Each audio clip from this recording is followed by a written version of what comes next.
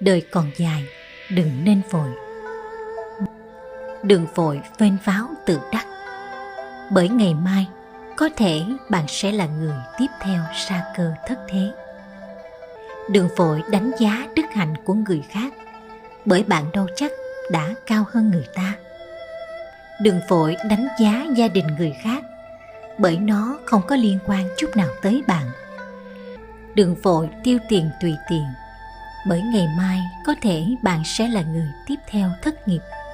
Đừng vội đánh giá học vấn người khác, bởi sự học của bạn chỉ là trên sách vở, còn học là việc cả đời. Đừng vội khoa trương quá, phải hiểu là không có ai thua kém bạn cả. Tóm lại, làm người thì nên khiêm tốn một chút, đừng vội làm tổn thương người khác. Nhân quả sớm muộn sẽ đến,